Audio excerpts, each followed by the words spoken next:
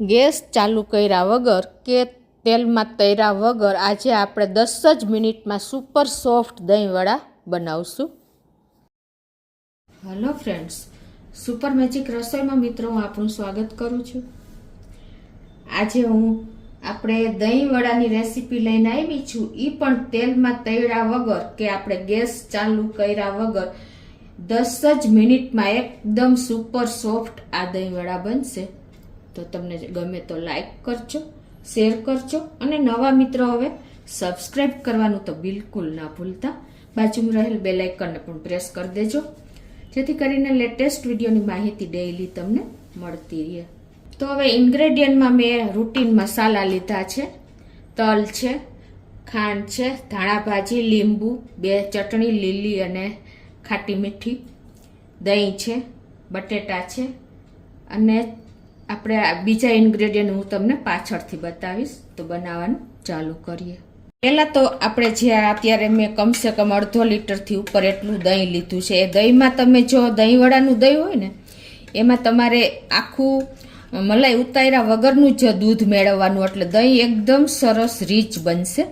એટલે એમ કે ઠીક એકદમ રીચ એટલે મલાઈવાળું સરસ બનશે. અને કદાચ તમારે મલાઈ ઉતરી ગઈ હોય ને, તો તમારે શું કરવાનું છે કે આપણે જે દૂધની મલાઈ ભેગી કરતા હોય ને, એમાંથી તાજી મલાઈ હોય ને, એ તમારે 2 થી 3 ચમચી દૂધની દહીંની ક્વોન્ટિટી પ્રમાણે તમારે મલાઈ એડ કરી અને સેજ મિક્સ કરી લેવાની છે વિસ્કરથી. કાં બહુ એવું હોય તો તમારે ચમચીથી કે આપણે ઝેણીએથી મિક્સ કરી લેવાનું છે.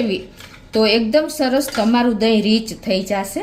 અને પ્લસ અત્યારે હું તમને આ એકદમ તળ્યા વગરના દહીંવડા બતાવું છું. એટલે તમે આમાં જો કાજુ અને કિસમિસ ઘીમાં ફ્રાય કરીને નાખશો ને, તો આ દહીંવડાની રીચનેસ વધી જશે અને ટેસ્ટ પણ વધી જશે. કોઈ બીજા મસાલાની જરૂર નહીં પડે, પણ આજે હું તમને અલગ જ રીતે બતાવું છું. તો અત્યારે 1/2 લીટર દહીં છે, તો કમસે કમ 4 થી 5 ચમચી જેવી ખાંડ નાખી દઉં છું.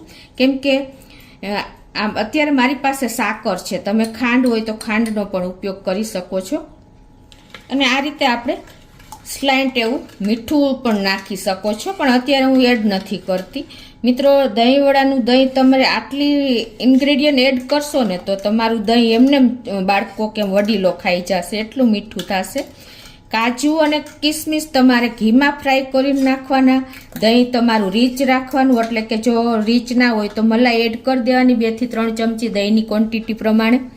એટલે તમારું દહીં એકદમ ખાતા નહીં ધરાવ ને એટલું મીઠું બનશે. હવે આ દહીંને આપણે તૈયાર કરી લીધું છે, તો ફ્રીજમાં રાખી દેશું. હવે આપણે શું કરવાનું છે, જો અત્યારે મેં આ 1.5 વાટકી જેવી છાશ લીધી છે. છાશ પણ તમારે મીડિયમ રાખવાની, બહુ ખાટી નહીં અને બહુ મોરી પણ નહીં. તો હવે આમાં આપણે થોડાક મસાલા એડ કરી દઈશું.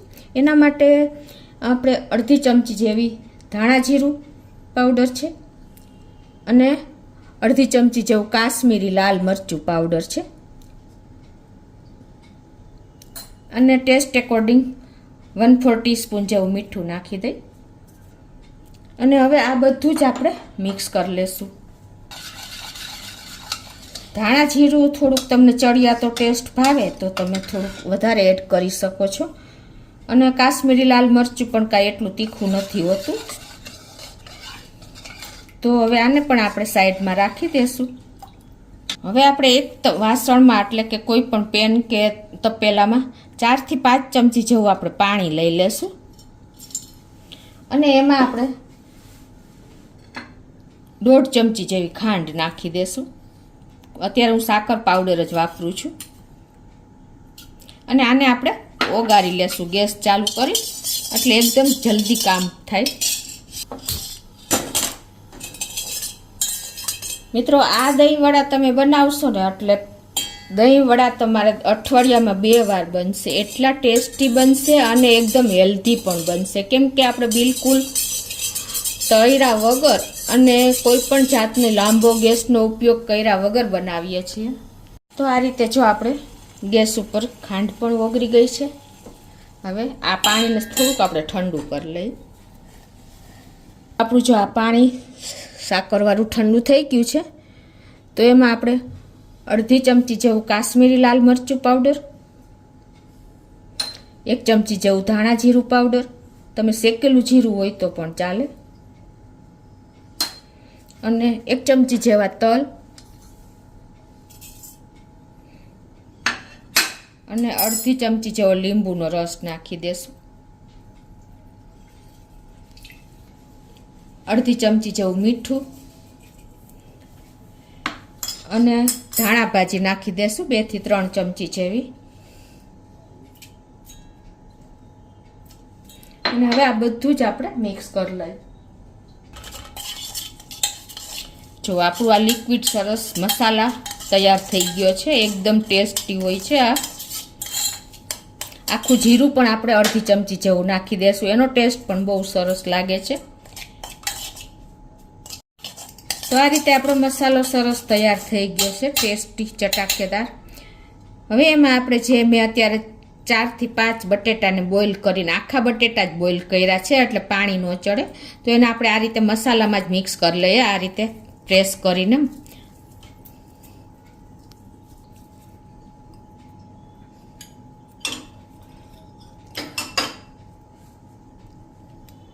હવે આ બધું જ આપણે બટેટા સાથે મિક્સ કરી લેશું હાથેથી કે ચમચેથી.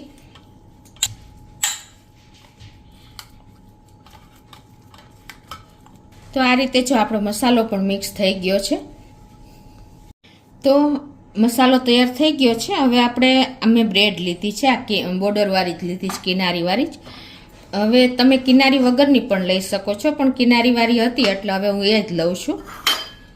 તો હવે એની આપણે આ કિનારી એટલે કે બોર્ડર આ રીતે કટિંગ કરીને અને રિમૂવ કરી દેશું. મિત્રો, હું તમને એક ટ્રીક પણ બતાવું છું કે આ બોર્ડર તમે ફેંકી ન દેતા, પણ તમે ન્યુડલ્સ બનાવો છો ત્યારે ન્યુડલ્સની જગ્યાએ તમે આ કિનારીનો ઉપયોગ કરી શકો છો. જો આ રીતે આપણે બધી જ 7 જેવી મેં બ્રેડ લીધી છે, તો એને આપણે આ બોર્ડરને રિમૂવ કરી દઈએ. તો આ રીતે જો આપણે બધી જ બ્રેડની કિનારી દૂર કરી દીધી. આ રીતે પણ દૂર થઈ જાય છે. તો આ 7 બ્રેડ અત્યારે મેં ક્લીન કરી લીધી છે, એટલે કે બોર્ડર કાઢી લીધી છે. હવે તમારે શું કરવાનું છે? કાંઈ નથી કરવાનું. અત્યારે મેં જો આ 2 ચટણી બનાવી છે, ખજૂર આંબલીની ચટણી અને આપણે કોથમીરની ચટણી. પણ કોથમીરની ચટણી જો તમારે ખાલી કોથમીરની ચટણી અને બનાવવી હોય અને પાતળી થઈ ગઈ હોય ને, તો તમારે શું કરવાનું, એમાં થોડાક મમરા એડ કરી દેવાના. એટલે થોડીક વાર રાખશો ને તો તમારી ચટણી એકદમ ઘાટી થઈ જશે. તમારે મરચાં કે કોથમરી ઓછી હોય ને તો તમે આ રીતે પણ ચટણી તૈયાર કરી શકો છો. ઘણી વખત આપણે ઇન્ગ્રેડિયન્ટ અવેલેબલ ન હોય તો તમે મમરા એડ કરીને પણ એનો ટેસ્ટ વધારી શકો છો અને એની થિકનેસ પણ વધારી શકો છો. તો હવે આપણે શું કરવાનું છે કે આ જે બ્રેડ લીધી છે ને, આપણે છાશ મસાલાવાળી કરી છે, એમાં આ રીતે આપણે એને ડીપ કરીને અને કાઢી લેશું.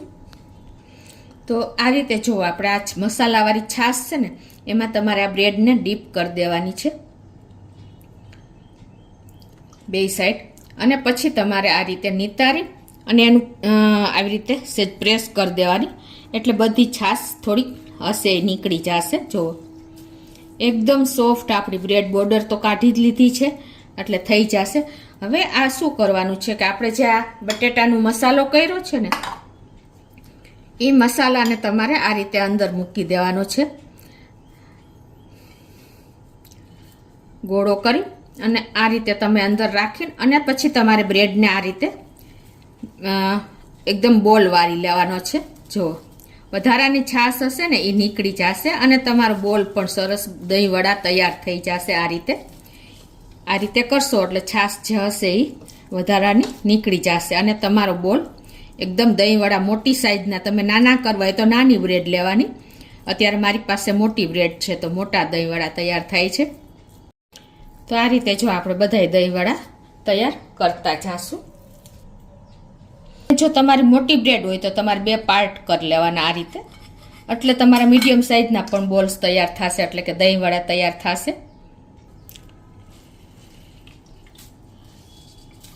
એકદમ ઇઝી મેથડ આજે મેં તમને દહીંવડાની શેર કરી છે કે તમારે આ બધા ઇન્ગ્રેડિયન્ટ ઘરમાં અવેલેબલ હોય ને તો તમે આ રીતે પણ સેન્ડવિચ સિવાય તમે પણ આ રીતે દહીંવડા તૈયાર કરીને પણ બાળકોને હેલ્ધી દહીંવડા આપી શકો છો એની ટાઈમ ગમે ત્યારે.